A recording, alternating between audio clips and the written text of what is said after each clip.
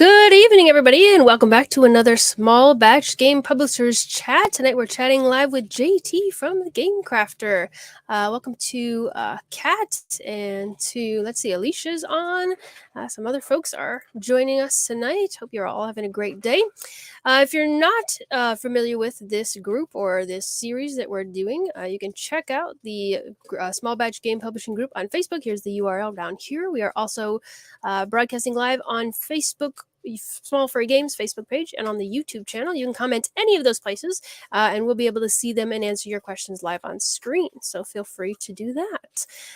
So as I said, we're going to be talking tonight to JT from the Game Crafter, and the reason we chose to talk to JT from the Game Crafter is because this group is all about finding simpler, smarter, more sustainable ways to get our games out into the world without necessarily using traditional publishing routes. And print-on-demand services like the Game Crafter allow small batch publishers like us to do things that wouldn't normally be possible on a small scale. So that's why I've asked JT to come tonight. If you don't know JT, he is one of the founders of the Game Crafter. The Game Crafter was founded in 2009 by JT and his friends Tavis, and Jamie. JT came up with the business idea and discovered how difficult it was to get his games out into the world. So within 6 months, they launched this service, and that was in 2009, and the rest is history. So JT is the technical visionary who develops the software behind the Game Crafter website and builds all the automation that we all know and love. Today, we're going to be talking specifically about not just using the Game Crafter for things like prototyping, but actually publishing our games and getting them out into the world, and tools like the crowd sales that you can use through the Game Crafter, and bulk order fulfillment, which kind of goes hand in hand with crowd sales. These are things that not everybody is super savvy with yet. And we also have some questions about what makes a successful small batch game. What can we do to set ourselves up for success? So we're going to talk about all those things and more as we welcome, without further ado, JT. Hey, JT, thanks for joining us today. Thanks for having me. I'm happy to be here. Can you start by telling, I think a lot of us know who you are and we're familiar with seeing your face, but tell us just a little bit about yourself, maybe a fun fact that we might not know about JT. I need a haircut. That's a fun fact. I'm JT Smith, and like Emily said, that I helped found the Game Crafter. My background's in technology, programmer by trade. Been doing that for 30 years at this point. And, in general, my hobbies are programming and board games. Those are the things that I love the most. I mean, I do lots of other things too. I'll do basically anything at least once. Somebody asks me to come, do some new sport that I've never done before, I will absolutely say yes. But board games and code are really the things that I love the most. So that's me. I went to school for television engineering, which is a far cry from what I'm doing these days. But I guess maybe not, because we're also streaming here right now. So yeah, true. Yeah. So and then the Game Crafter is basically as you described it. You design a game, you upload your components to the site. You can pick out components from, I think we have close to 3,000 components that are available in our shop now. So little pawns or dice or whatever you might need. And then you order a copy. You get a copy in the mail a week later. And for a lot of people, it just ends there. But for this group, there's so much more available. So we have an online shop where you can literally hit a publish button, get it out to our online store and sell it. And in that case, what happens is you will get a royalty off of, and you set that, whatever that is. So if the cost of the game to manufacture it is $20 and you set the price at, let's say, $25, there's $5 of profit there. And we split that. So the Game Crafter will get 30% of that profit as your retailer or as your publisher. So our credit card fees, site hosting, that sort of stuff comes out of our 30%. And then for you get 70% of whatever that is. And actually, as you sell more, that goes down over time. So there's lots of people on our site that actually only pay us 15%, and they keep 75%. So the more you sell, the better deal you get over time with the Game Crafter, and that's called. And you get manufacturing discounts too. right? That's also true. Yeah, you get So that manufacturing adds up over discounts time too. for your own games, or for whatever you're ordering, separate from whatever sells through the store. Hmm. So that's one way. We're going to talk about crowd sales and bulk order fulfillment in a minute. We also have a coupon system that you can use to, run sales and that sort of thing, get people more interested. And a lot of people use, our traditional e-commerce platform, and they don't use crowd sales. They don't use bulk order fulfillment. They just use that, and they make a good amount of money. They make a good amount of sales. There are lots of games in our shop that have sold hundreds of copies, which is really good for an independent publisher, somebody that isn't doing this as their day job, right? This is just the thing they do as their side hustle. And there are lots and lots of games on the site that have sold hundreds or even thousands of copies, having never run a Kickstarter, having never used crowd sales, having never done a bulk order fulfillment of any kind. And so that's really cool that's really cool for a designer to be able to do it. And it's really fulfilling for me personally to see that come through, because that's why I created the Game Crafter in the first place. I wanted to make games myself, and I wanted to be able to sell them online because I had published them before. I've self-published before the Game Crafter existed. And it is such a pain to get that manufactured, usually overseas, get it in country, then have to sit on it and store it thousands of copies for potentially ever. And just the financial calculations alone, I'm learning. I have so many spreadsheets trying to do it. So outside of the Game Crafter, then I'm coming back and be like, I don't know if it's really worth it to save $1 here to do this, because it could just all be in one spot. Right. There's so many perks to it. You are absolutely correct. Yeah, so there's lots of games that have sold hundreds and thousands on the website. There's also a lot of games on the Game Crafter that haven't really sold many at all. And I think, I ran a contest with you last fall, and one of the things that I learned entering contests is by the time I make a video, by the time I make a shop page and get it all ready, I might as well publish it on the site. And then as soon as you publish it on the site, you're kind of like, well, as long as it's there, I might as well promote it. And you kind of have this nice little staircase that we can walk up, which is kind of neat. But so there are some really successful games on the site. There are some not quite as successful games on the site, and maybe that's due to just someone just ordered a prototype and that's all they wanted to do. But Ali or Ollie, I'm sorry if I'm pronouncing your name incorrectly, asked a great question that I think is a great way to kick this off, which is, do you see a pattern? What kind of games are successful with print-on-demand service from a publishing and selling perspective? Which ones aren't so successful? And is there a pattern to it? Is there something that you can say kind of broadly about these kind of games work well, these ones not so much? And are there exceptions to that? Well, as with everything in the publishing world, and it doesn't matter whether we're talking about board games or video games or books or anything, audience is everything. And so you need to find or build your niche audience.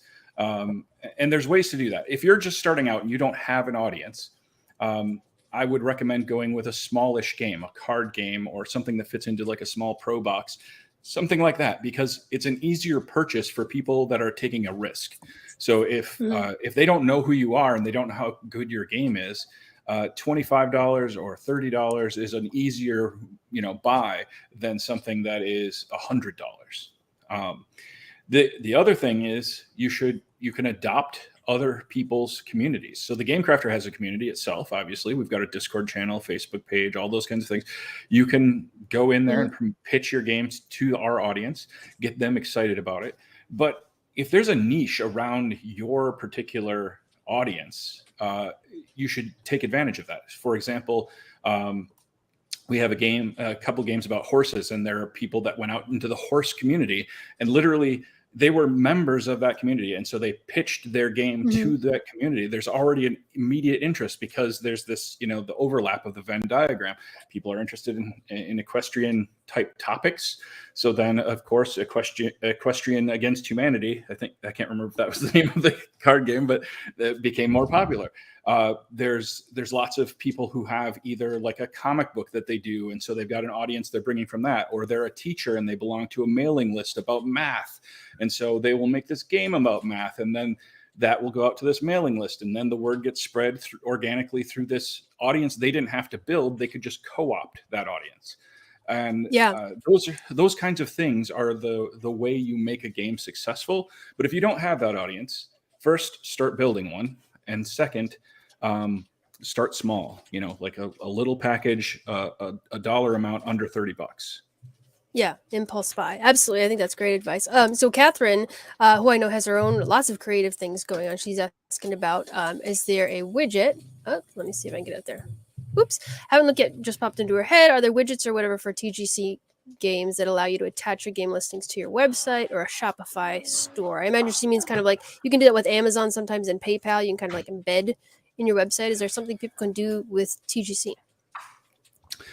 We don't have like a JavaScript widget or something like that, or kind of integration with Shopify. We do have little HTML widgets that you can get once you've published your game to our shop so that it's public and available for purchase. You can you can go into the Promote tab in the game editor, and there's all kinds of cool little things in there that you can use to promote your game. One of those things is like a buy now button. You can grab the little HTML widget and paste that into your WordPress site or whatever else you might have, a Wix site, that sort of thing.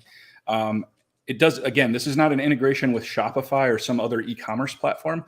It's using our e-commerce platform. It's just that it's allowing you to put a button directly on your own website, your blog, your social media, whatever. So. Gotcha. And then the transaction happens on your website, or that takes them to the Game Crafter? Yep. Basically, if you use the buy now button, it takes them directly to the checkout page on our website. It adds it to the cart and takes them directly to the checkout screen. If you use, there's a different one. If you've got lots of games and you just want to have a button for each game on your website, your shop. Right. Then there are add to cart buttons and checkout buttons that you can add. So they'll be adding their game to their cart on our site, but they'll stay on your site as they're doing it. And then once they hit the checkout button, they go to the checkout process. So again, it's not integrating something with new already. Yeah, it's not integrating with a third-party system, but there you go. Yeah. Sure. Okay. Cool. So we've got a question about crowd sales, but let's talk a little bit about crowd sales. What is a crowd sale? How is that different from a Kickstarter campaign or a GameFound campaign or something like that? Let's talk about crowd sales. So crowd sales are crowdfunding, very much like Kickstarter or GameFound or Indiegogo or any of those kind of platforms. The difference is that it automatically will succeed no matter what. If you get one buyer, it will succeed. So you don't have to hit a $50,000 pledge level or a $5,000 pledge level or whatever. The second thing is it will go into production immediately after the crowd sale. So you're not waiting, 6 months or a year or whatever for it to come in, get shipped or whatever. There's no process of a survey at the end where you have to collect what did you actually pledge your money for and where should we ship this when it's done, all that. That's all happens during the crowd sale automatically as people sign up. And probably the third item that's kind of really big to me is instead of stretch goals that you're trying to shoehorn into your game just for the crowdfunding campaign, we just give you discounts. So every person that backs the campaign, regardless of when they back, if they back it on day one, they're still going to get the best price at the end of the crowd sale because we don't charge anybody's credit cards until the end. So, for every 10 backers of your game, the price will go down a little bit and then it'll go down again and keep going down. And eventually, when the crowd sale ends, whatever that price has gotten down to, everybody pays that price. And so that is very different from having those kinds of stretch goals that you have to come up with that maybe weren't meant to be in the game. You just came up with them for the purpose of being able to sell more copies. And we think that discounts are, universally accepted. Everybody loves those. Mm-hmm. So after a Kickstarter, so I ran my first Kickstarter back in December for just a little print and play game, which was kind of just my experiment of, can I do this Kickstarter thing? How does this work? And one of the nice things is afterward, you get all the email addresses and the contact information and a little bit more information about the people who buy your game. Is that true for crowd sales too? You do not get the information about the customers because that would be a violation of GDPR. In this case, they are checking out through our system. They are our customer. We're handling all the customer service, everything. So they are our customer. That said, you do get a messaging platform through crowd sales, just like you do with Kickstarter, so that you can directly message every single backer, including what a lot of people do. Will send out a message at the end of the campaign asking them to sign up for their mailing list. And that's when you can capture, any information that they're willing to give you at that point. Sure. And another way to do that, if you've got a poker card deck in your game and you don't have an exact multiple of 18, maybe use one of those extra cards for a little. I have one that says small free games and thanks for buying our game and here's who we are, blah, blah, blah. And here's our website. Please sign up. Or maybe you want to offer a coupon that way or a freebie or something else that continues to drive people to opt into your stuff. Yeah, that's a great idea. Love it. Yeah. So can you give us some examples of some crowdfunding success stories and kind of maybe some best practices of what helped those crowdfunding campaigns be successful? I seem to have lost you. Oh, I think you might be back. So I think you were asking what techniques people used for crowdfunding campaigns to make them successful through the Game Crafter. It's the same thing that you would do for any crowdfunding campaign. You would build yourself an audience. You're going to get them hyped up about it. You do that through, like I said, co-opting other people's audiences, sharing artwork about the game, sharing stories about the game in advance. And you do all of this, weeks, months ahead of time. You're not doing it the day that you launch your campaign. You got to prepare. Yeah. Like I said before, start with something small. Start with a little mint tin game, maybe. That's something you can get out that's easy to design, easy for people to back with a $20 bill or 30s or whatever, and make it successful. Then build another campaign and do it again. And just repeat and show that you can build success and put those successes right into your next campaign. So not only, mailing the people that you used that bought in on your past campaigns, but also literally listing your previous successes right on your crowd sale page to say, hey, we did this, we fulfilled, and everybody got their game. And these are the reviews. People are happy, all that kind of stuff. It's very important to do all of those things.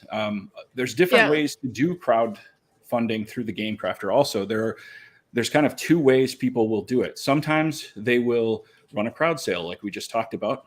Other times they'll use GameFound or a Kickstarter or whatever platform they like. But then they will use bulk order fulfillment on the Game Crafter. We manufacture the games, we ship them out to all the different addresses, so they don't have to use a third-party fulfillment company. Yeah, that's great. I just want to back up a little. We've got a question here about how much would a free TTS version of the game help during a crowd sale if you're an unknown designer? What's about that idea?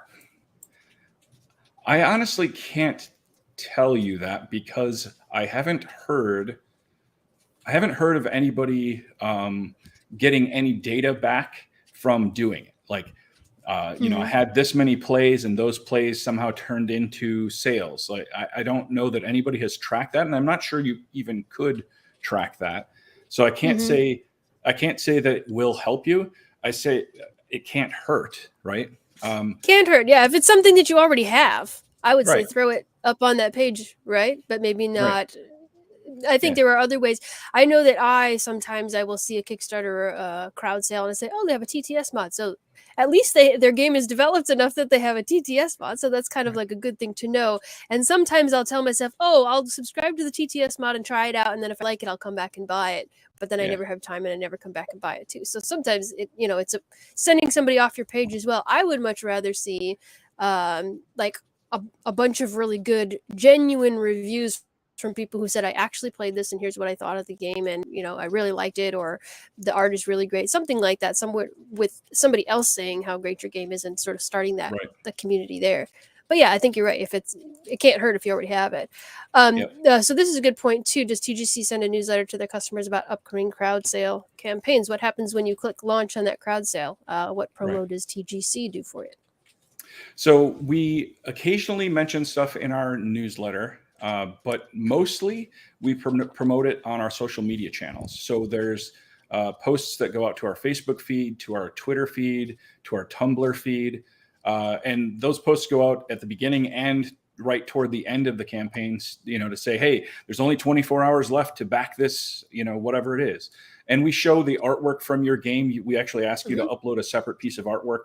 And we put that out with our social media posts to kind of give people a visual impact of what the game could look like. So those are the kinds of things that we're doing to promote it off-site. On-site, we also do ads. So on the site, on our normal e-commerce platform, you can pay what are called crafter points, which you earn just by buying or selling games on the site. You will earn crafter points, and you can spend those crafter points to buy ads on our site to move yourself up the rankings in the search results, to get little special badging that this is a featured game, or you can get the big banner that goes across the top that's called a showcase, and you can spend crafter points on those. Now, when a crowd sale goes on, you don't have to spend any crafter points. We automatically will showcase your game and put it up further in the search engine rankings, and we will automatically link your shop page. So if you had been directing people to your shop page, anybody that gets directed there will automatically get redirected to your crowd sale page. And then finally, at the day that your crowd sale launches, we will send out an email to anybody who has previously wishlisted your game on our site so that they'll know, hey, this game is on sale this week only. Go get it while it's on sale, because if they wish listed it in the past, they're pretty likely to buy it if it's on sale. So yeah, because there's a lot of games on the Game Crafter. I have a very long wish list too. So is there like a note, like on Kickstarter we see the notify me on launch button? Is that I'm sorry. I think there's an email reminder button on yours, right? Yep, there's a notify me button just like Kickstarter as well, and I've completely forgot to mention that. So those people will get emailed at the beginning and end of the campaign as well. Anybody that's clicked that. So if you send them to your campaign page before it launches, they can hit that button and they'll be notified the day it starts, and then also 24 hours before it ends. Thank you for reminding me. So there's a little bit of, yeah, of course. So there is a little bit of a sort of organic reach that comes with doing a crowd sale on Facebook. Maybe not as much as a Kickstarter might have, but that's maybe the trade-off, is that you don't, and a lot of people I know I got a lot of sort of organic Kickstarter traffic on my Kickstarter campaign, and I had a goal of like $100 or something. I had a really small one, so I could kind of I liked doing that because I got a lot of exposure without a whole lot of effort, and I didn't have manufacturing a whole bunch of stuff to do because it was just a print and play game. But I can see how that trade-off of maybe I can spend a little more time building my audience. The game's already done. I don't have to do this manufacturing, this foreign shipping, all this minimum order quantity stuff. But hey, I can talk to people and I can get them excited about my game. I would rather spend my time doing that than trying to figure out what stock of paper I'm supposed to, what radius in the corners, and answer all these questions about manufacturing that I call them doorknob questions, because I built a tiny house a long time ago, and like the builder called me up one day. He's like, "What kind of doorknobs do you want?" I was like, "I don't care. Like, I don't want to think about the guy that opens the door." Yeah, the guy that opens the door. You pick out. So the doorknob questions. Spending less time on that, but spending a little bit more time building your audience and bringing your audience to the table for those. Let me just check the comments. Let's see if you've got a comment here. If you're trying to hit a cost target, what would the best things you'd suggest to remove, shrink, reduce count of to bring a game under the price? So I think we're talking about designing for cost, essentially, which, by the way, there's a great oops, I blinked for a second. There's a great YouTube video of JT giving a presentation specifically on designing for cost that everybody should watch. If you haven't seen it yet, I don't know how many people have watched it, but I've actually shared it with a few people a few times, because there's lots of great tips in there that we couldn't possibly fit all of them here. But just quickly, what are some ideas for reducing costs with the Game Crafter, JT? Definitely watch that video, but also make sure that you're using the multiples correctly. So like if a sheet is 18 cards, don't go 19 cards, because then you're paying for a whole other sheet. Try to get it back down to 18 or 36 or whatever, multiples of 18 for cards. Same thing goes for tiles or boards or whatever. However many come to a sheet, don't use that one extra that puts you over to another sheet. Same thing goes with parts. You know, we give price breaks at 10, 100, 1,000, that sort of thing. So if you're designing a game and you have 9, it's probably cheaper to put 10 in there than it is to put 9 in there. So that's another thing to think about. Price breaks, another way to do it. The thing that I like to do a lot is break up my games. I always design my games for 5 or more people. And that's just because my playtesting group is 5 people. So, but when I sell them on a crowd sale, I break my games into like a 1 to 4 player variant, and then an expansion that adds 5, 6, 7 players, however many there are. Breaking out that content and break it along the lines that will fit those multiples that we were just talking about, you know, so that the next sheet goes into the next thing. So for example, I just did a game that had pieces in it for 7 players. The first part of it, the 1 to 4 player variant of the game, came with a few of the pieces that you need for the 5, 6, 7 player variant, because it was cheaper to put them into the base game than it was to start all over again in the expansion. And it's a free advertising. The expansion too, when you're reading the rule book, like, what is this little piece for? That's right. Yep, exactly. So doing those kinds of things are really useful to get your game to a cost that you're interested in. Now, that said, don't sacrifice quality of your game just to drop the price. People who are going to back you aren't going to not back you because the game is $2 more, right? Or even $5 more. If the game went from $35 to $40, that doesn't change my interest in the game. If it went from $40 to $80 or something, okay, sure. Absolutely. Right? But if it's going $5 up, that's really not going to make a huge difference. Don't sacrifice quality just to get that extra couple of bucks off the game. So. And in a crowd sale, you can have related products, right? So you could sell a base game and then have like an acrylic tile upgrade or something like that. And if you set that up, I forget exactly how you do that with the organization of it, but you can basically kind of like tiers almost in Kickstarter, right, where you buy the base game, but you can add on other games. Is that right? Am I remembering that right? So you can have up to 3 products that are on crowd sale at any given time. So there's the primary one that's actually the sale, but you can have 2 auxiliary products, and they will also get crowd sale pricing for every 10 copies sold. But beyond that, you can also throw in add-ons, like do you want fries with that sort of add-ons at the time that you check out. So you can you can upsell to your customers anything else that you have in the Game Crafter. And as an example, probably our most prolific crowd sailor is Jason Glover. He puts his entire catalog of games that he's ever designed into his upsells at the end. And he actually, in the most recent Kickstarter or crowd sale that he did on the Game Crafter, he made more money on add-ons than he did on the sale itself. And the sale itself was $43,000. So just to give you an idea of how much when you say start small, that's a great example too, because most of Jason's games are pretty small games too. So they're easy to say, oh, I want that one, and I want that one, and I want that one. Just give me all of them. Absolutely. Somebody asked, if your crowd sale is not very successful, or if it does well, either way, how many times can you do a crowd sale on TGC? I assume he or she is asking about the same game. Right. You can do an infinite number of crowd sales on the Game Crafter as long as they're for unique games. That said, a game that didn't do well the first time, you could run as the secondary game of your next game. So like you design the greatest zombie game and it sells 9 copies and you're like, it should have done better. You'll do whatever you need to fix it. But then when you come out with your vampire game, the secondary game on your vampire game could be your zombie game, so that it could be on that crowd sale again. It can never be the primary game ever again, but it can be the secondary or tertiary game an infinite number of times. What about, so I'm going to break this here and you can slap my wrist if you want, or tell me if, you already thought of this. Can I run a crowd sale? Let's say I have the zombie game, The Zombie Game by Emily Willis.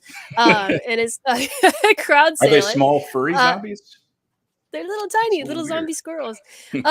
So I crowd sale that. It does okay. Can I clone or copy that game or just make it again I mean, obviously, I would lose the game stats and the sales Mhm. history and stuff from it, but could I basically duplicate that entry and put it up again, or do you check those and say, "Oh, we've already crowd saled that. That one's not going back up." Every game is proofed by a human before it Okay. goes up. So no, you're not going to get it past the Oh, okay. our staff. That said, you could make a deluxe version for the next one, that actually has zombie miniatures in True. it, let's say. And so, hey, True. the new cool thing is the deluxe version with zombie squirrels in it, rather than cubes or whatever it is. Absolutely. Maybe you'll have So 3D printed zombie squirrels by then. that's right. So here's more of a general question. What's the minimum level of knowledge and experience creators should have when using print on demand like the Game Crafter system for manufacturing and fulfillment? You really need you need two skills. You need to design your game, which can come down to many skills there by itself, right? You could have writing and art and graphic design and all that kind of stuff. Hmm. But you need to design your game, and you need to be able to build and promote, right? So the audience part of it, the game design part of it. If you're going to do a regular crowdfunding campaign like a Kickstarter, you need to basically run a business. So you need to do customer service and Yes. shipping and fulfillment and accounting and marketing and all kinds of crazy things, right? So you Video and don't all kinds of, really yeah. need a lot of skills beyond just game design. The only thing you need is that kind of promotion aspect, the marketing aspect of getting your name out to an audience. So that we take all the guesswork out of it so that you can't fail financially, right? And that you can't say that for Kickstarter. A lot of people forget to, when they're calculating your Kickstarter, for example, forget to take the 10% of everything that Kickstarter is going to take. So you calculate your shipping that, to anywhere in America, it'll be $10 to ship. But did you take into account that it'll be $10 plus 10% from Kickstarter? Because Kickstarter is going to do that on top of everything. And that goes for taxes. It goes for anything that you're charging for, basically. There's So all it's, sorts of stuff, yeah, that it gets wildly out of control. Absolutely. Like 17 cents a game adds up, and then another right. 25 cents a game, whatever, it all adds up. It's nice to have it all in one place. So talking about shipping and talking about estimating shipping, Mhm. let's pivot into talking a little bit about bulk order fulfillment, which goes hand in hand with crowd sales, but it's also its own standalone thing, which is interesting too, Right. right? Yep. Okay, so bulk order fulfillment. Let's talk about bulk fulfillment first, right? So bulk fulfillment is just you want 100 copies of your game, or 500 copies of your game, or 1,000 copies of your game, whatever it is, and they're shipping to you. So we give you a bulk discount, and then we ship all the games to you. Bulk order fulfillment is a little different in that you're still going to order your 100 copies or 1,000 copies, but we're going to ship out individually to 100 or 1,000 different addresses. And how that works is that you will upload a spreadsheet, a CSV file, so you can export that from Excel or whatever, Google Sheets, that sort of thing. You're going to upload a spreadsheet of all the addresses and phone numbers and email addresses of the people who are getting these games, as well as the quantity that each person is getting. One copy to this person, one copy to that person, so on. And then we will literally manufacture it and ship it out to each person, but you will get the bulk discount as if you had ordered them as one, big order of 100 or 1,000 copies, just straight to you. How that works with crowd sales is actually that's what's happening at the end of a crowd sale. Instead of you uploading a spreadsheet, we've just collected all that data, built the spreadsheet for you, and sent it right into a bulk order fulfillment. So literally a crowd sale is bulk order fulfillment at the end. It's just hidden from you. Like you didn't have to do the uploading process of getting everybody's address and everything, because we're doing that as part of the checkout process of the crowd sale.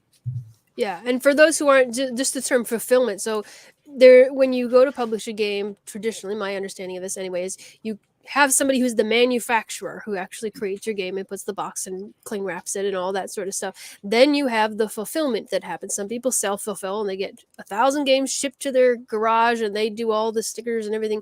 And some people like that work. I don't like that kind of work. There are sometimes it's the manufacturer, sometimes it's a different company that you can pay to do warehousing and fulfillment, which means they're holding onto their games, that you're giving them addresses and they're doing this for you. You have to pay for those people to hold on to your games and to organize and to send them out and to ship them one at a time as your orders come in. And you don't know, I'm looking at agreements and things for this right now, you don't know how much that's going to cost. And it all is like, what does the game weigh? Where are you sending the address? There's like, it's so hard for me to estimate what that cost is going to be. So when I recently, a couple months ago, I saw, bulk order for $1 million. What's that about? So I got the spreadsheet and I uploaded a sample, and it was like, holy cow, I can see exactly where these things would go, how many they might order, and it will tell me exactly what it's going to cost for shipping. Even if I wasn't using a crowd sale on the Kickstarter, if I was on the Game Crafter, if I was going to Kickstarter to run my campaign, I can get a pretty good idea if I'm just shipping within these countries. I get a pretty good idea that if I fulfill through the Game Crafter, this is going to cost me $9.45 or $15 or whatever it is. That's such a useful tool, even if you're not using crowd sales on the Game Crafter, to be able to understand it, how that works. It takes a lot of the guesswork out, I will say. Yeah, it does. And actually, we originally built bulk order fulfillment because we were running Kickstarters and having exactly that kind of problem. So we built it for ourselves and then eventually exposed it to the public so that everybody could use that service. Mm-hmm.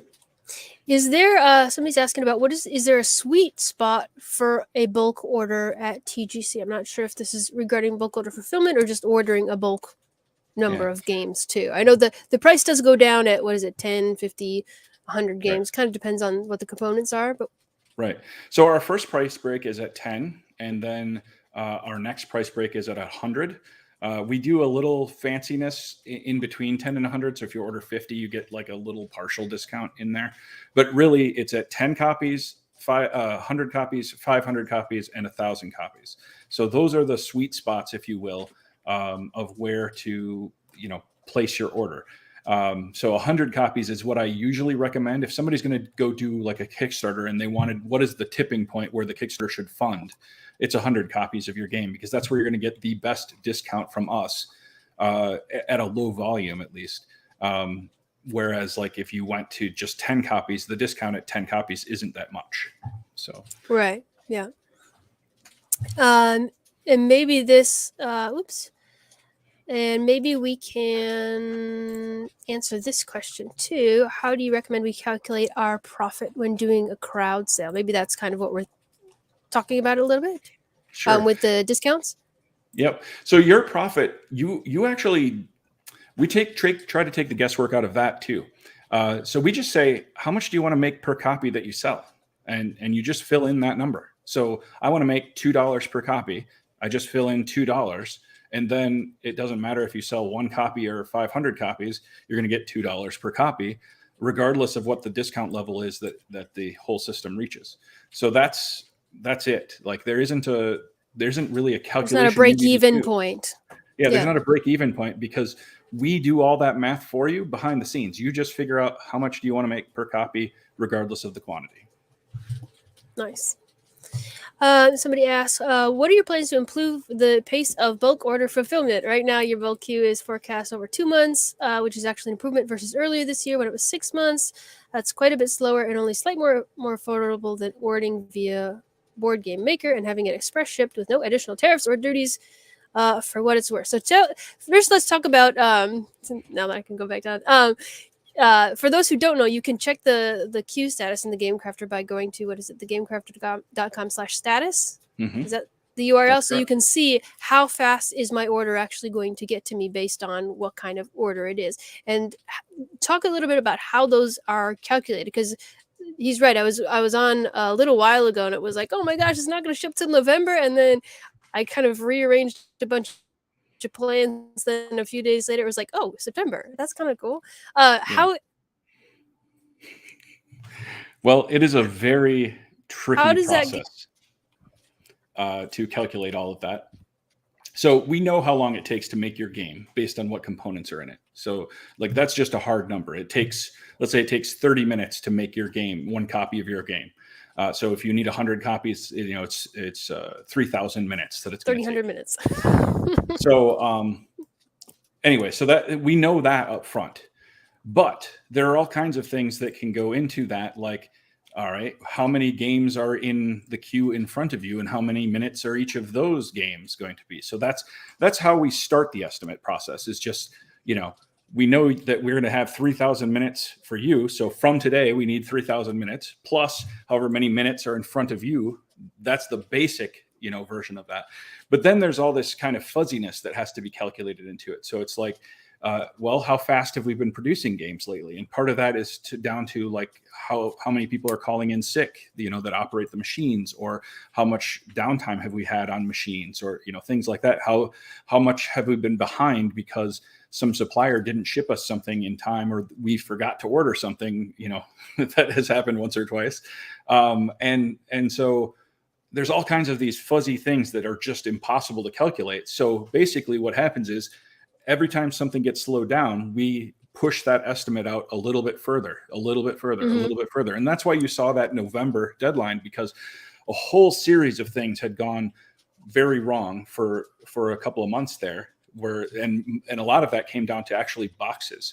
So we ran out of boxes. We couldn't get them to actually make shipping the boxes or game boxes? Game boxes. So okay. we ran out of small pro boxes, small stout boxes, and large stout boxes. And the manufacturer that makes the paper for us, the people that literally make the paper for us, went out of business. The lumberjacks back in the trees. Right. So the people that made the paper went out of business, which meant that the company that makes the core of the box couldn't get the paper to make the core of the box to ship it to us. So we ended up having to do all kinds of craziness. We won't have to get into that. And that was only one of many things that went wrong, that were completely outside of our control. And so that just kept pushing stuff back. And then on top of that, we take into account, there's a certain percentage of fudge factor that goes into the estimate, that's based on, just the volume or the rate at which the queue is growing. So another thing that happened right around that time is Jason Glover just did his Iron Helm sale, where he sold 1,000 copies of his games. Plus, we had 2 bulk order fulfillments come in at the same time that were urgented. So there were many you can thousands. Urgent a bulk order fulfillment? You can urgent a bulk order fulfillment. It's very expensive, but 2 of them came in at the same. But I imagine if you need 10 prototypes really quick, I guess you got to do what you got to do. If you go to a conference or something. These were a lot more than 10. Anyway, yeah. So a bunch of stuff came into the queue all at once. We had this already delayed system because of all of these box problems with the paper manufacturer going out of business, and a bunch of other things, and that caused all of it to slow down, and thus the estimate went way out. Now it's back into something that's a little more reasonable and honestly correct, because we shipped the Iron Helm crowd sale, and we shipped a bunch of other things, and so the accuracy of the whole system gets better the more we ship, right? And so things are speeding up. That's why it has bounced around like that. What we're doing to make it better is a few things. One, we have now purchased 3 times the amount of inventory that we normally have on hand, which has been a huge cash flow issue, right? To just go out and buy 3 times the amount of paper that you normally have, or boxes or whatever. It's a huge storage issue trying to just fit it all into our warehouses. But we've done that. We've also bought a few new machines, which hopefully will be coming online at the beginning of July. We've been continuing to hire additional staff as well, so that when we are short-staffed, we have more people, and just to keep up with all the work that we've got coming in. But honestly, there is no way we will ever solve this problem permanently. It's not possible, because we continue to grow. And we need to continue to grow, because in business, if you're not growing, you're dying. So we do the best we can. And if we lose some business to one of our competitors, so be it. Like, I don't want to do that, but I want you to be happy. So if what it takes for you to be happy is to use one of our competitors because we're slow right now, do that, because I want you to be happy ultimately. Yeah, absolutely. And competition makes everybody better. So Yeah, thanks for explaining. Absolutely. Somebody else says, worked as a printing press operator for 10 years, so relatable. Yeah. And I just want to say, isn't it great that you get to worry about those things and I don't even know what's That's going right. on. I don't have to worry about the shortage of boxes or anything like that. And Yep. there are other print on demand services, but and I've been shopping around a little bit too. But I will say that the user interface on the Game Crafter, I don't want this to just be a TGC love fest, but just the user interface and being able to say, I don't want that card, instead I want this card, or there's typo on this card, just switch it out, rather than having to.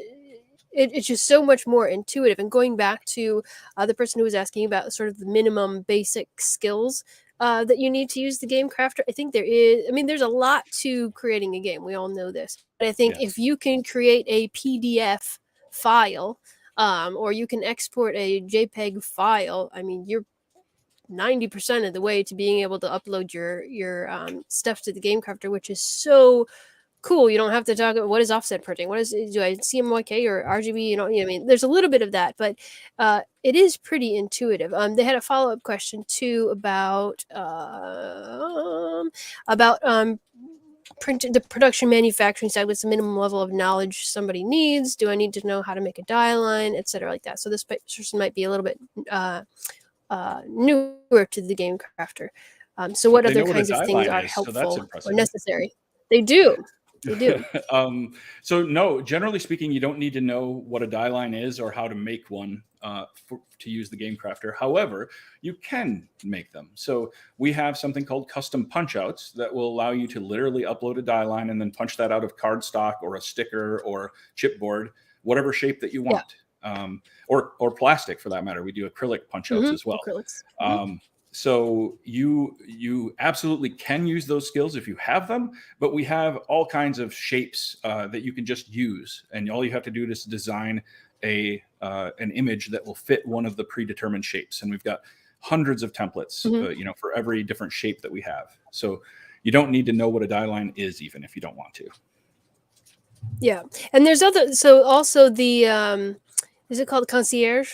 Yes. Where you can, so there's something called, and I've used it a couple times just because I do so much stuff. I'm too lazy to figure out how to make SVG files, which is a little embarrassing. I should probably learn how to do it.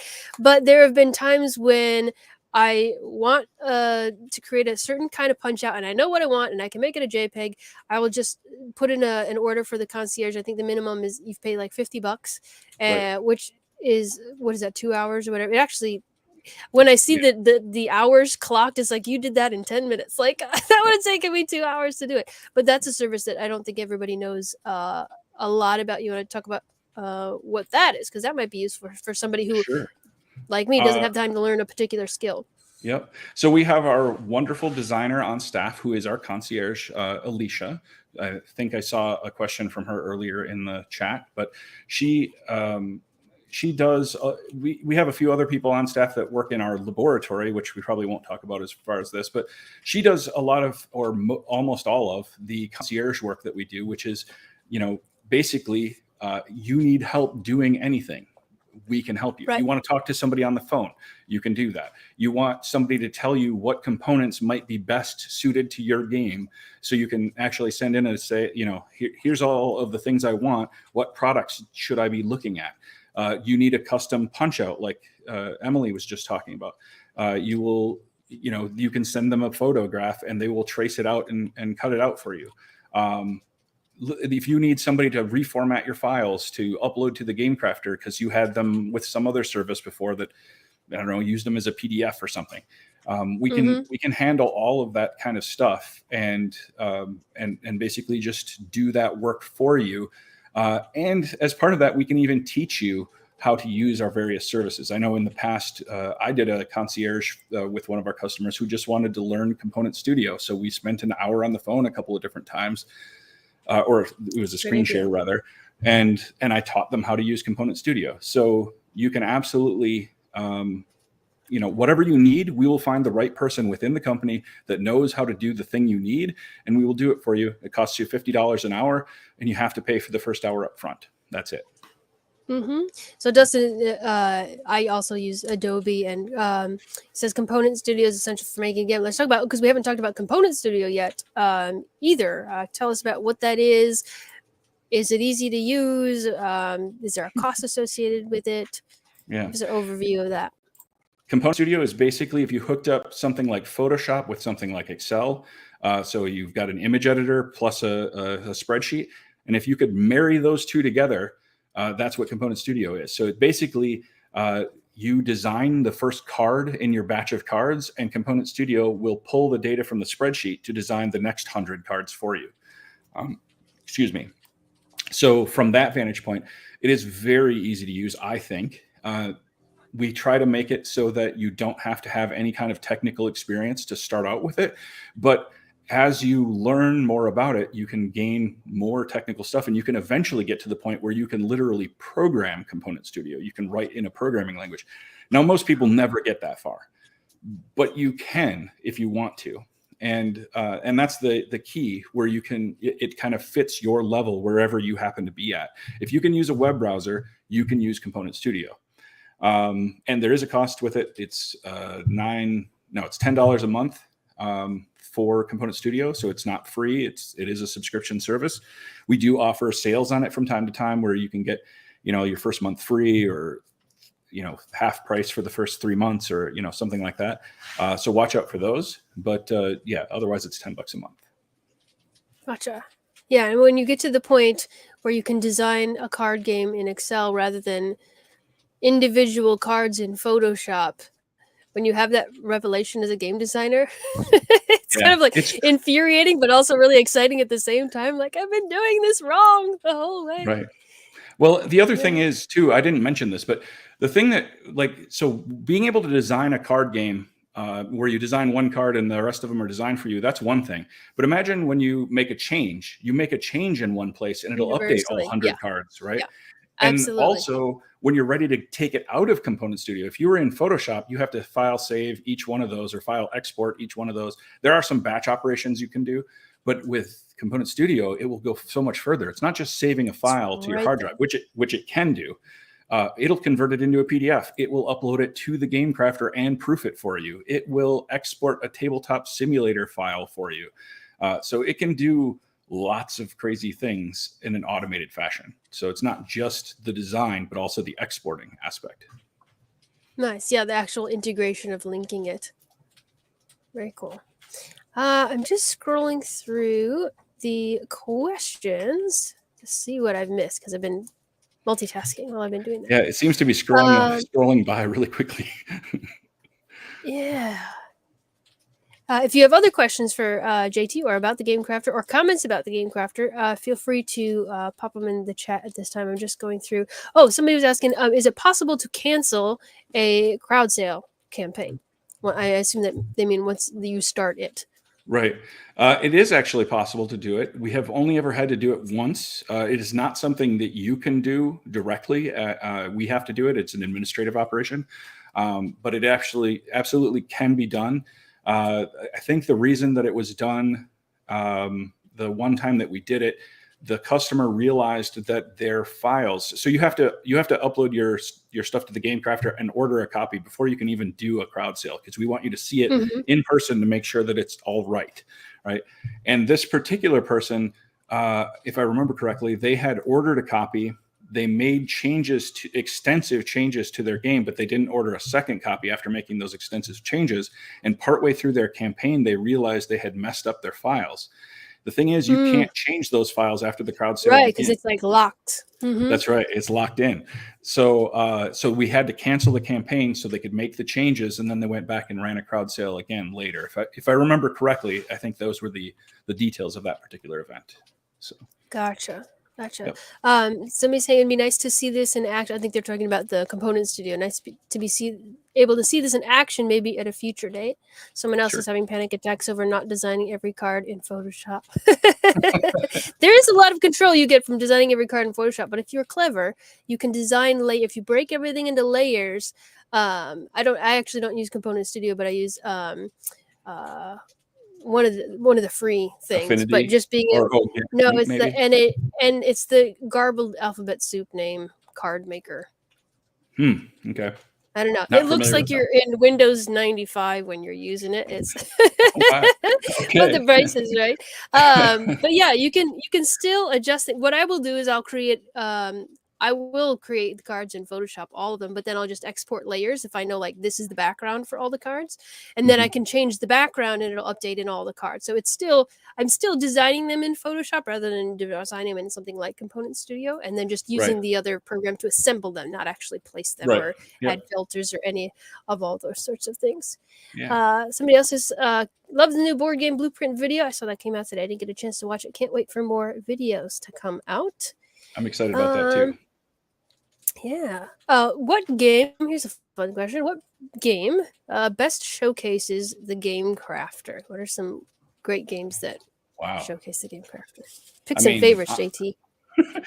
Okay. Well, then you should just go to the Game Crafter and go to the games page and select the staff picks option, Staff because picks. that's literally games that I have played or that other members of the staff have played, and we know are great games, and they showcase what the Game Crafter can do very well.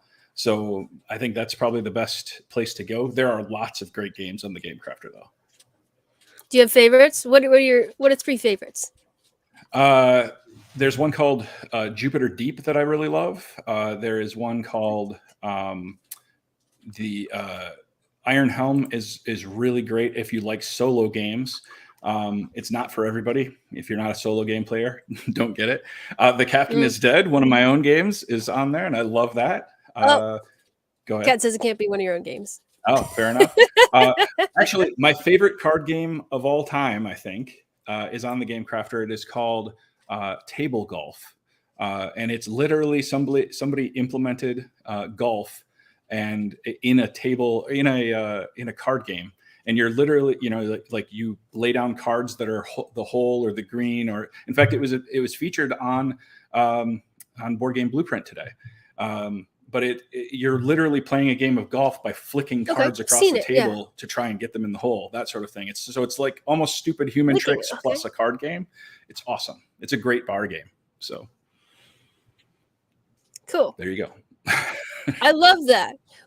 And he's getting to a health point where he can't play golf as much as he used to. And I was like, I wish there was a golf game. Yeah. Maybe I'll have to pick up a copy of that. Derek says, table golf is so good and also infuriating. It is.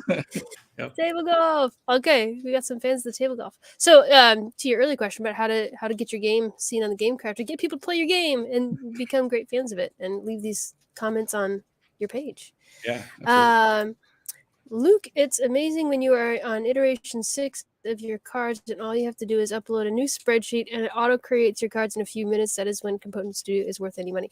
Maybe Luke is the one who's got OCD. I don't see your name or your face, Luke, so maybe he's the one who's got OCD about not designing everything in Photoshop. Luke is the one that said, "All hail JT, the bringer of mermaids," and I only know that because he has been posting a miniature mermaid. That sounds like something months. That Luke would say. Let's see. Jokes aside, JT, didn't you start TGC to be able to publish one of your own games though? And which game was it? Yeah, tell us about that. I did actually. So back in 2008, I was designing this game called Merc, which I recently did a crowd sale for. In the last decade or so, war games have really gone out of style. People don't really do that anymore. But I decided to do a crowd sale for it anyway, and I'm very happy that I did. I only had like 20 sales or something. I honestly expected to get 5, maybe. So I was really happy to just get it out there. The weird thing was that I was designing that game back in 2008, and it took me this long just to get it done because I couldn't figure out how to balance the damn thing. It's asymmetric, so one player versus and you were working on some other things like. And I was working on some other things, but anyway, so it took me 14 years to design one game, and I designed some other games and other businesses and software and all kinds of other stuff in between, but yeah, it was cool, and the Game Crafter is the perfect place for that sort of thing. When you know that the audience is going to be small, there's no reason to go out and do a big production run, or it's not going to make its money back. But you can still get your game out into the world and have people enjoy it that want to play that game. So, yeah, and have people say that they're frothing at the mouth for it. That's awesome. That's a good testimonial right there. There we go. Awesome. I think we've addressed all the questions. I'll say one last call. It's now last call. If you have any questions Ooh. for JT, yeah. What was there anything else that you would have liked to talk about? There's something about stats that you wanted to talk about. Some new stats about. Oh yeah, we could talk about some stats. So if you're not familiar with crowd sales and you just wanted to know, like, do people use it? I mean, you can go to thegamecrafter.com/crowd sales and literally see all of the games that I've ever run on there. But I'll tell you, there have been more than 200 of them. I think it's something 250-ish at this point. We've sold something on the order of 15,000 games through the crowd sale over the few years that it's been around. There's a lot going on. The average person who does a crowd sale, I think it's something like 31 games they will sell. Now there's crowd sales that come and get 0 sales or 1 sale, but there's also crowd sales that get huge numbers of sales. If we take all of those super low values of 0 and super high values of thousands of copies, call those outliers and pull them out, then it's something that everything in the middle kind of averages out to something around 30, 35 games that the average person will sell when they run a crowd sale, which isn't a huge number, but it's not nothing either. It's a way to get your game out into the world. And really, crowd sales work the same way as if you were going to do a Kickstarter somewhere. 100 copies is still that sweet spot. So working on 100 copies, that should be your goal when you're running your crowd sale. Don't try to go for 1,000 copies. Don't try to go for 5 unless you know you have a really tiny audience like I did. Try to build up an audience of 100 people that you think will back your game. That should be your goal. So yeah, I think that's great advice, and there are ways to do that as well. Even if you don't have something I did last year, I was working on my Christmas game, Bah Humbug, and posting illustrations and things. And I had friends and family saying, "When can I buy a copy? When can I buy a copy?" And I had to keep telling them, "It's not for sale. It's not for sale." And finally, I realized, I just made a Google form, and they filled in their name, their address, and how many copies they think they wanted, even though I didn't know how much it was going to cost yet. And now I went back a couple months ago and looked at the spreadsheet. I have like 40 games sold already, assuming they eventually pay for them. And, I have a link to send them where they can buy them. So I think that's great advice. 100 people signed up can easily translate into that many games. And once you've sold those games, also having that not be the end of the transaction, but sort of the beginning or the midpoint of the relationship too. What can you do to reach out and thank those people, or include that little promo card or some little special gift in the box that makes them keep coming back, or recommend it to their friends, or maybe there's a coupon, those sorts of things just to keep it going. And let's see, what is the most innovative, this is from Kat again, what is the most innovative feature you've added to TGC compared to other print-on-demand services, for example? Well, I think it bodes pretty well that most of the other print-on-demand services name their products whatever we name our products, right? We're almost always first in developing anything in the print-on-demand world for board games, and as a result, our templates, our names, our everything becomes standard. And that is, I think that speaks volumes about us versus our competition. At this point, a lot of services have comparable kinds of things. Some of them will have things we don't have, and we have things they don't have. But it depends on who it is that you're talking about, because there's lots of different types of competitors too. There are competitors like Print and Play, for example, that does almost everything that we do, but they are working on a handmade model. Like we try to automate everything so that when you get it, it's the same every time. Whereas they're having a human make it, which means they can be more flexible than we can. They can do crazy things we can't do, and that's okay. That's a good niche. Somebody needs to fill that niche, but that's not us. We're trying to get you a great price and a consistent product. And so that takes engineering, that takes robots, that sort of thing that they don't do. And so, but then there's other places out there that will make just cards. And so, compared to them, we make lots of stuff, right? But They make cards cheaper Yeah. than we do because that's all they do is make cards, right? So it really depends on what you're comparing to. I think that the big thing is that we're first, and we're always striving to be the very best at everything that we do. So sometimes we fail, sometimes we don't. And the other thing that we do better than literally every other company on the planet that does anything like what we do is community. We support our community. We encourage our community. We have contests. We send people to conventions. We pay for that. We do giveaways at conventions. We're here to support you through your entire journey, from the point where you're designing it with Component Studio to publishing it to the Game Crafter to running your crowd sale and promoting it. We do all of those things, and nobody else does any of those things. Yeah. You're the real deal. You're the whole package. Right. All that in a bag of crisps. I think. I think British? That.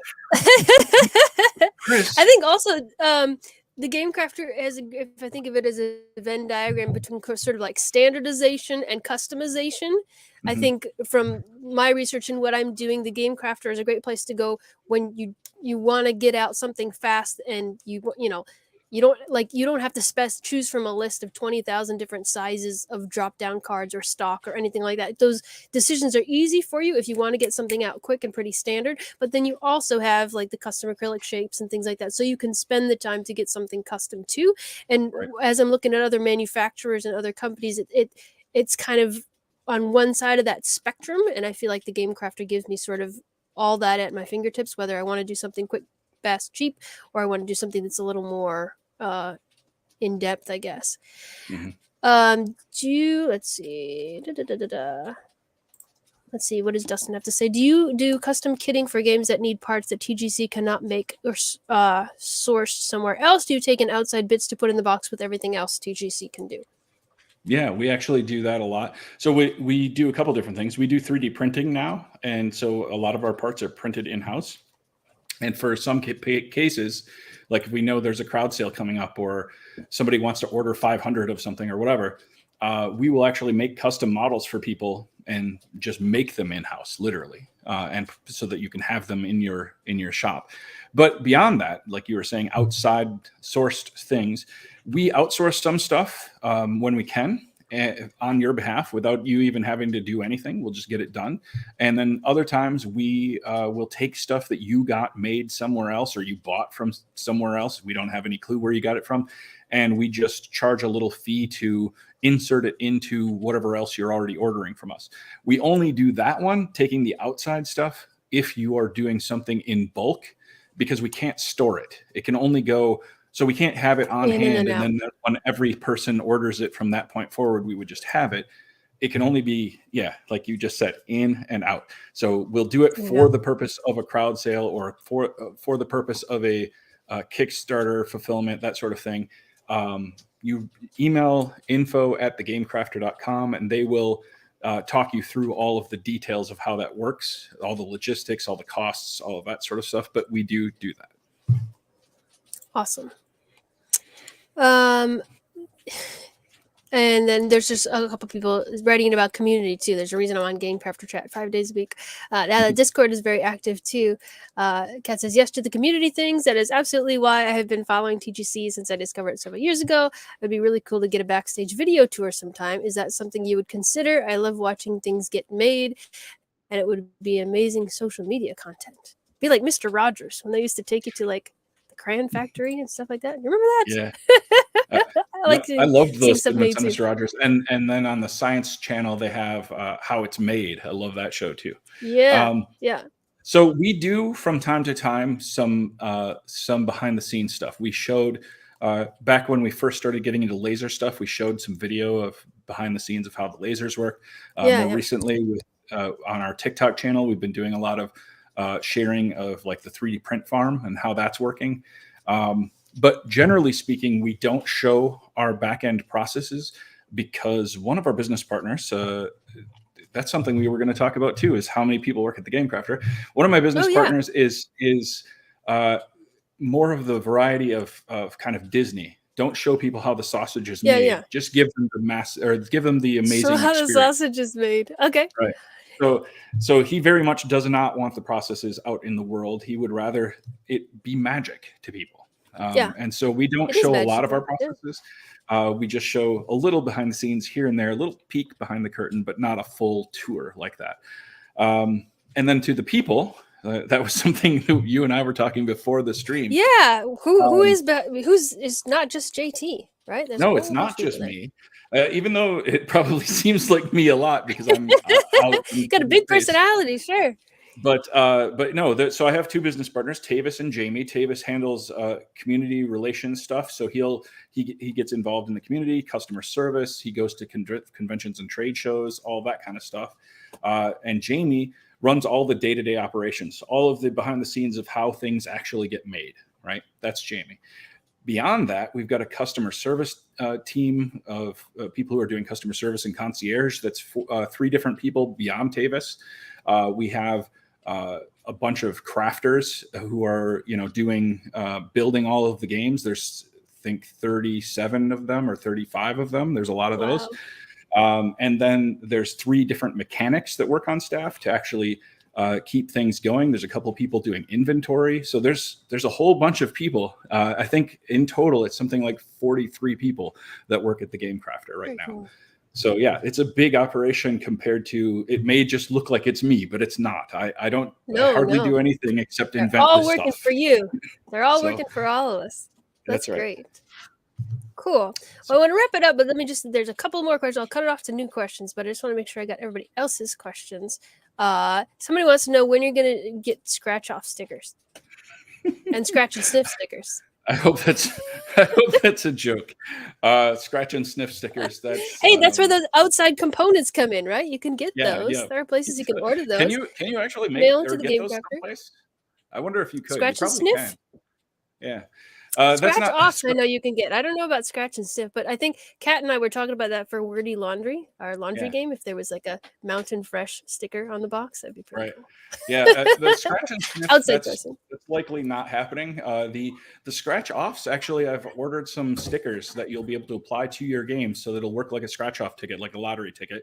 You can apply them just like that, and it's like clear tape with the stuff over the top of it. So then you just take a coin and scratch that off, so you can have revealed information for things like legacy games. So that will be coming to the Game Crafter very soon, actually. Very excited. And for those of you who do want new products and new things, you can visit the ideas part of the site too. That's talking about community too. You go to other places and you say, can you do this? Oh, no, we don't do that. You have to do it this way. But on the Game Crafter, it's like, aha, maybe we could. Maybe you can make an idea and get everybody else to vote for the idea and get it up there and make it happen. And actually, you've experienced that firsthand because you submitted. I mean, I've seen a couple of different ideas, but I know of at least one that you submitted that we've already implemented, which was it the dry erase spiral bound book? Oh, you did that one too? No, we did just do that, but no. Maybe I hopped on. I piggybacked on somebody else who was. I know I commented. The one I know that you submitted for sure that we did was the hemp bags. You wanted hemp bags. Oh yeah, the non-polyester bags. Yeah. Right. Yep. That's true. And so so we implemented that. So a lot of people have made thousands of suggestions over the years that we've implemented, and there's still thousands more out there that we have to do. So, but if you go to thegamecrafter.com/ideas, you can submit your own ideas for things that we don't already do. Very cool. We should all go on there and find the most obscure idea possible and just vote it up. Oh God. Luke, I hear you. Your brain already turning with this idea. Cool. Well, this has been fantastic, JT. Thank you for keeping us entertained and telling us all about. We're really just scratching the surface. There's so much to explore and expand and to contribute to with the Game Crafter. Kat, one more. Make it quick. She's got one more question for you. Oh no. I can only imagine what it's going to be. She demands the scratch and sniff. This is going to be a follow-up to scratch and sniff, isn't it? It's going to be something even worse. Oh, maybe it will be. Time's a ticking, Kat. But if she doesn't get it in there, we'll answer it after the thing is over. And by the way, if you are tuning in late, you can catch this. Go to the Small Batch Game Publishers Facebook group and join. We welcome just about everybody, unless you look like a crazy robot. But even we might let you in there too. And this will also be on the Small Furry Games Facebook page and the Small Furry Games YouTube channel. I usually try to put the timestamps in there so you can jump through to different topics afterwards. So you can enjoy this for years to come. Excellent. Randy, Catherine is forwarding somebody else's game. I hope to run a crowd sale at some point. Is there a good time when to run? Oh, thank you, Kat. Yeah, is there a good time to run a crowd sale? For example, if I see there are a few crowd sales already running, would it be best to wait? Or should you piggyback on other people's crowd sales? What do you see? Any data on that? No, not so much. So I've studied it a little bit, and it doesn't seem to matter really like what day of week that you launch or time of day or whether or not there are crowd sales or aren't crowd sales.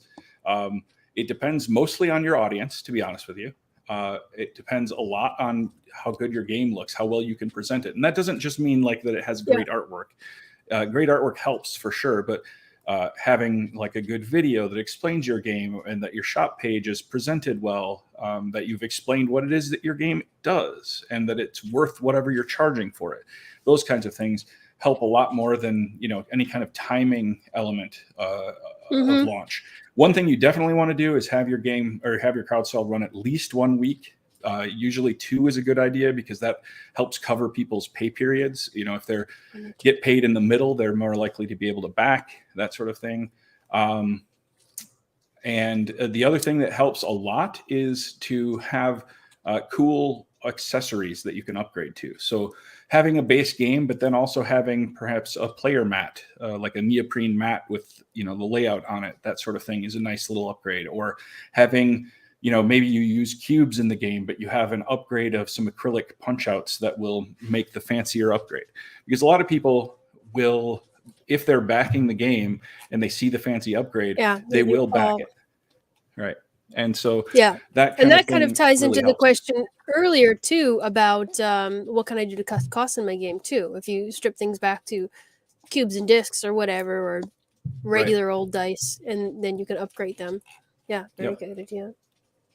Cool. All right. Well, thank you all for your questions. Let's keep the conversation going in the Small Furry. So we've got the Small Furry Games Facebook page. We've got some groups in there talking about different projects. We've got the Small Badge Game Publishers group on Facebook as well. Tell us how we can connect with the community on the Game Crafter in case we're not already there. Thank you for having me, Millie. Yeah, absolutely. So Facebook group, TGC Designer Discussion. There's a Discord group, and there's lots of other ways that we can connect with the Game Crafter, right? Absolutely. There's every social media platform out there. Just go to @thegamecrafter on it. And so that's Twitter, YouTube, TikTok, Facebook, whatever, Pinterest. So yeah. All the above. All the above. Awesome. Cool. Well, thank you everybody for tuning in. Got lots of thank yous coming in. People appreciate you being on. I appreciate your time. Hopefully I get to meet you someday. I'm heading back to Wisconsin in a couple months. Maybe we'll have to make a detour and come absolutely. Visit. That'd be kind of come cool. Visit. Love to see you. Absolutely. All right, everybody, have a great night. I don't know when we're going to do another live chat session, but we are going to do a kind of a new thing, a social thing. Brian, who you probably remember from a few weeks ago, is hosting a live video chat, like a group chat, a social hangout. So you can show and tell your games, what you're working on, ask questions, and just meet. You can stop just looking at my face. You can look at each other's faces and meet all of you. So that'll be a fun time. You can check that out. I think it's in July. I don't remember exactly the date, but check it out. The 11th. And the 11th. I think you're right. July 11th. So we hope to see you then. Thanks for tuning in, and everybody have a super duper week. Bye-bye, everybody.